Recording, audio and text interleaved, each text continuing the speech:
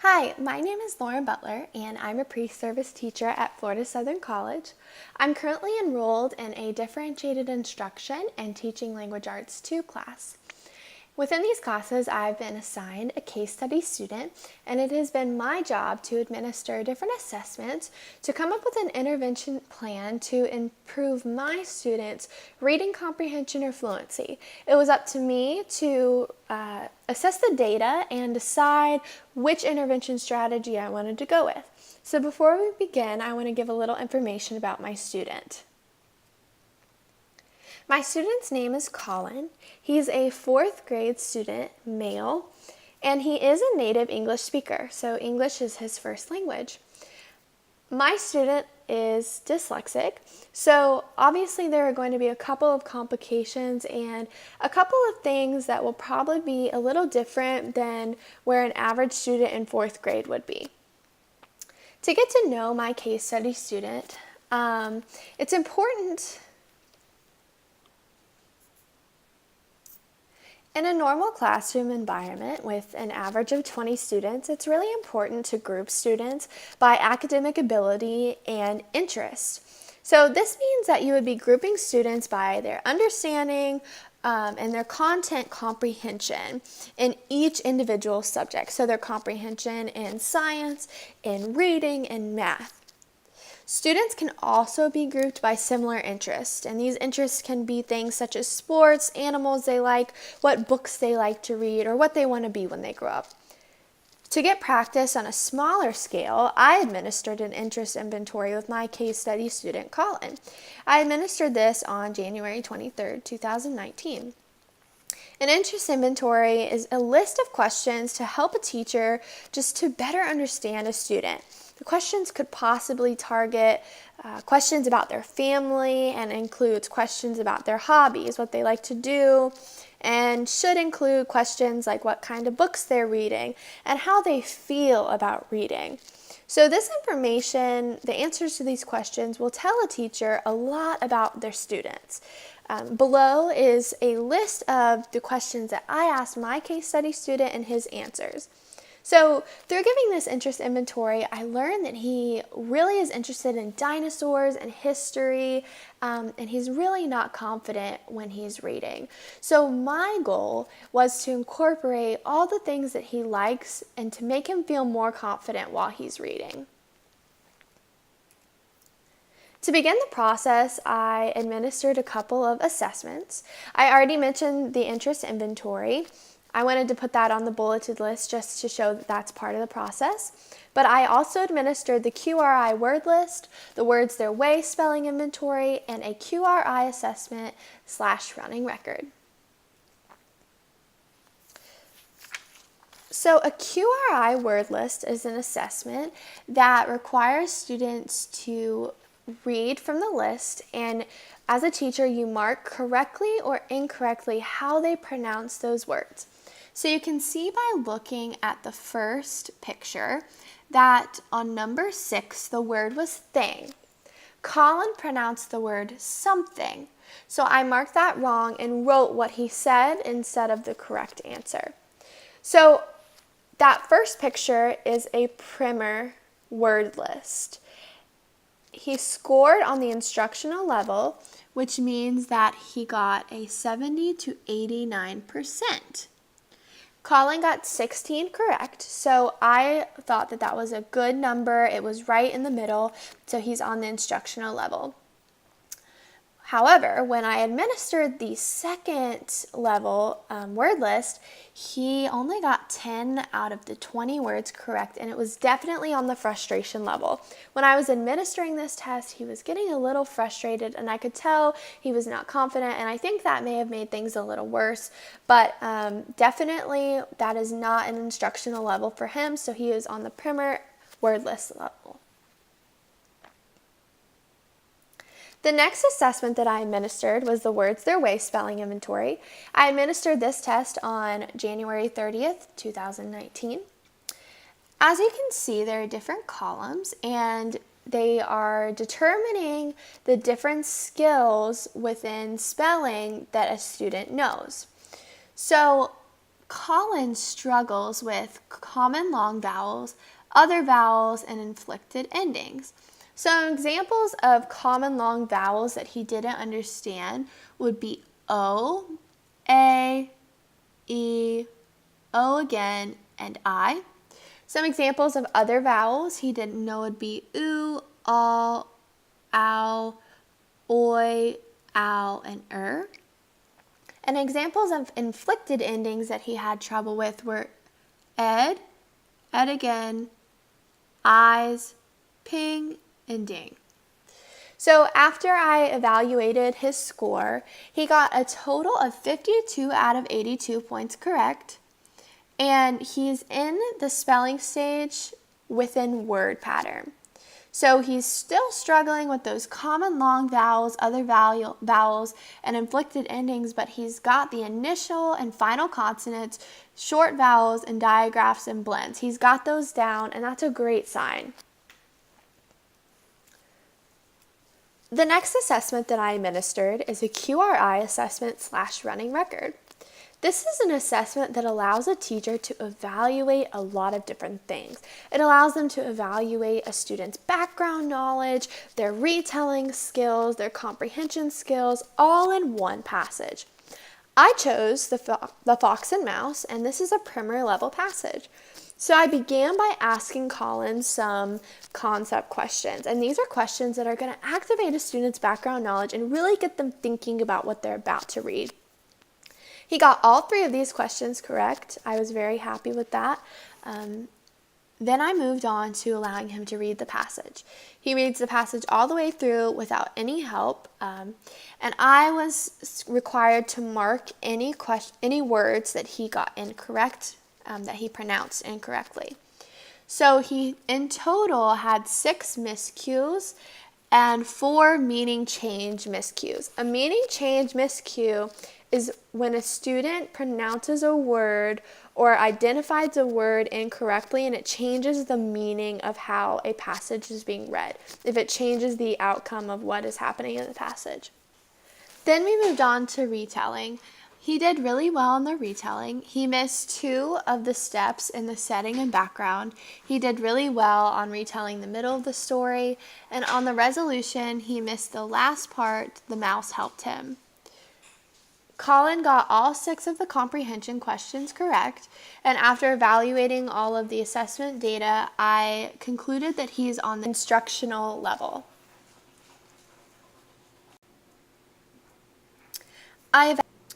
Lastly, I completed a miscue analysis worksheet. This allowed me to really work through the words that he was not reading correctly, and it allowed me to assess the data a little more clearly.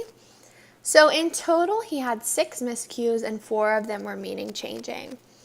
After evaluating everything and after listening to the recordings I took when we did our readings, I determined that Colin is reading at the instructional level while reading primer passages. There are some impeding factors that can affect a student's reading comprehension, and these impeding factors are a lack of language acquisition, cognitive acquisition, and reading acquisition.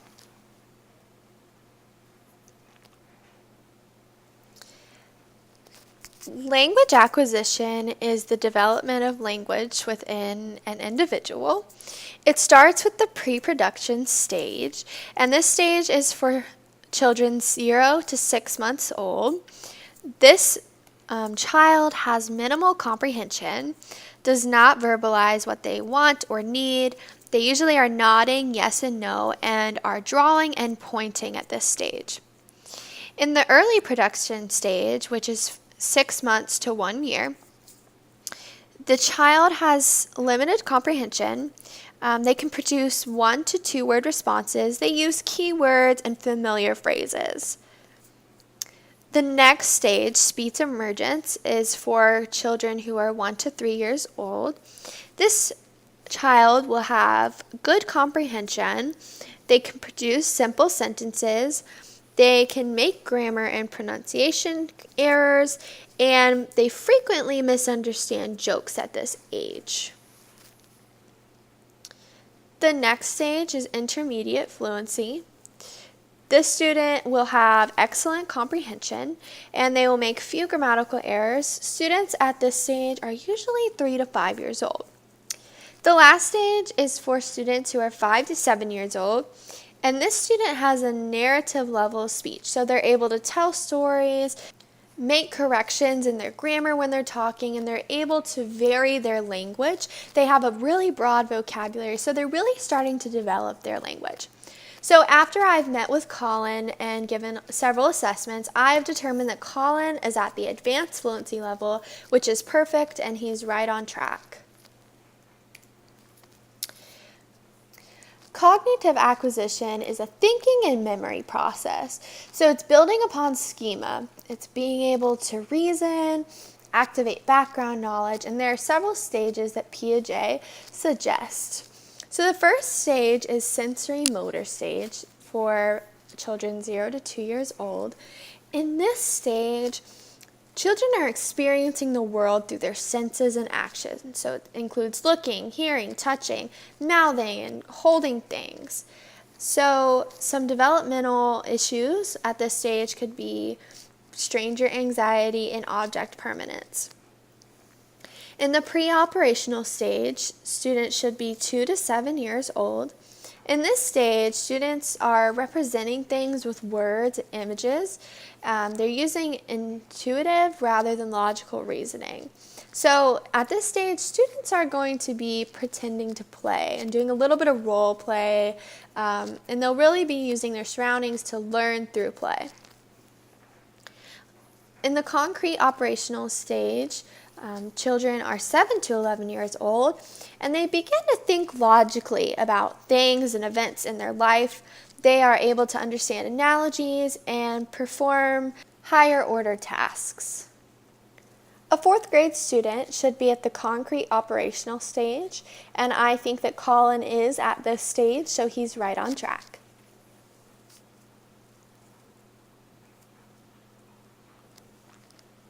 Reading acquisition is the process of learning to read fluently and understand the content of a written text.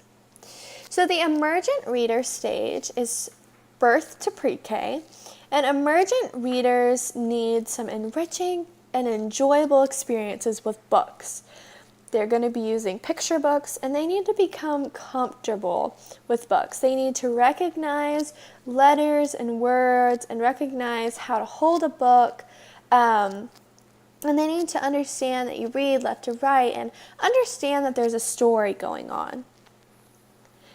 An early reader is around pre-K to 5 years old. They are using several strategies to predict a word at this stage. They use pictures to confirm predictions, and they discuss the background of the story to better understand what's happening. And they can often understand a message a story is carrying. They pay close attention to visual cues and language patterns, and they're beginning to read for meaning. The transitional reader is usually in grades 1st and 2nd grade, and they like to read books in a series, and they're starting to comprehend. They understand characters, settings, and events, and they use these things to support their comprehension. They read at a good pace. Reading rate is a sign of a child's overall comprehension, and at this stage, they generally have several strategies to figure out most words, but sometimes still need help understanding. Fluent readers are usually in 3rd grade or above. And fluent readers are very confident in their understanding of a text and how text works, and they're reading independently. They are decoding on their own. They're reading with a good rate. They're reading with prosody. So I decided that Colin is not quite yet a fluent reader. He is at the transitional reader stage. He is not reading fluently, and that's what led me to my intervention that I want to work on. So I'm concerned about Colin's fluency, especially his expression. He could use a little intervention with prosody and automaticity, but I really wanted to focus on his expression. And the way that I plan to do this is by using a couple of different research-based strategies to improve this fluency. You can see on this slide, I attached a fluency self-evaluation chart to just kind of give you an idea of what fluency is. So fluency includes accuracy, reading words correctly, rate, reading at a good rate, not too fast, not too slow, good expression, changing of the voice to show feeling or to sound like a character, and good punctuation, stopping at periods, pausing at commas, raising the voice at the end of a question mark. And I plan to use this rubric when I'm working with Colin. So my main question that I ask myself is, how does Colin's expression impede his reading acquisition? During some of the QRI assessments that I was administering, he was having some trouble answering those explicit questions, particularly regarding to how characters are feeling and events that he has to infer using that expression and paying attention to that punctuation. So throughout my fluency intervention, I wanted to use teacher modeling, repeated reading, and progress monitoring. So I plan to incorporate teacher modeling through a neurological impress method. I plan to have Colin do some repeated reading, and I'm going to have him do progress monitoring and learn how to monitor his own reading through video self-monitoring. So my first fluency intervention strategy, I learned a little bit from the author of Multiple Paths to Literacy, Gipe and Richards. Gipe suggests using the neurological impress method. And this method involves a teacher and student reading orally at the same time.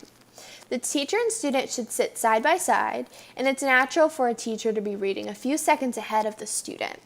So this exercise's purpose is to model proper fluency to a struggling reader and allow them to follow along with the teacher to experience the way it should feel to read fluently. If the student makes a mistake or correction, the teacher continues reading and does not stop. The teacher needs to use a finger to follow along as he or she reads so the student can easily follow along with them. Song lyrics and poems have been proven to be helpful when using the neurological impress method. Audiobooks and paired readings are also methods that can be used as a supplement of the neurological impress method.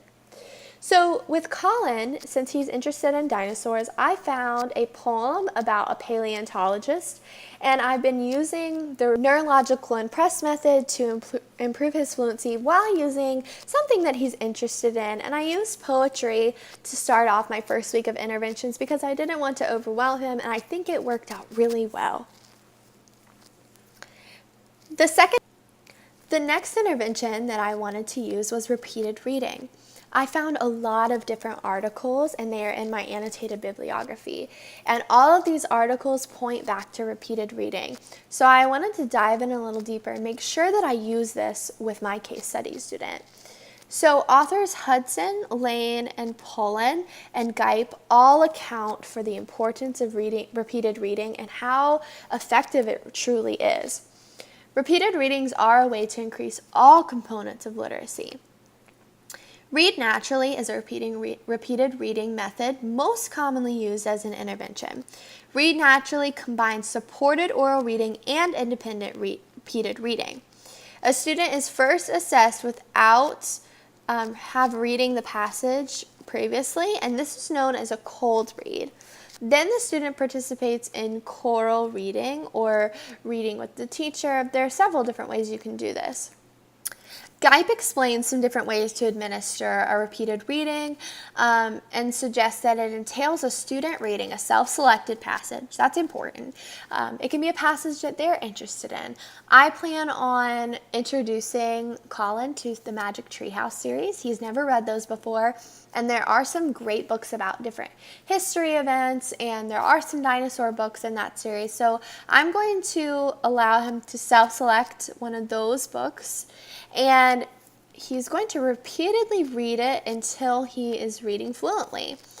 I'm going to record his progress in a different color ink each time that he rereads the selection. The last intervention strategy I wanted to mention is video self-monitoring. Authors Wu, Gadd, and Stratton really really stress the importance of video self-monitoring and how this relates directly to progress monitoring and really allows students to take ownership of their own reading, and it's way more effective than a teacher telling them that they are not doing well and there's things they need to work on, because the student is having to analyze their own reading and figure out the problem and figure out how to fix it. Video self-monitoring involves a student being recorded while they read. Then the student watches the video and self-evaluates the reading that took place. So they could use things to evaluate the reading, such as that rubric I placed earlier in the presentation. Sometimes the teacher can edit the video to only show the positive behaviors so that the student can easily see what needs to happen the next time they're reading. After the student watches the video, they should make their own learning goals, and they should discuss those with the teacher.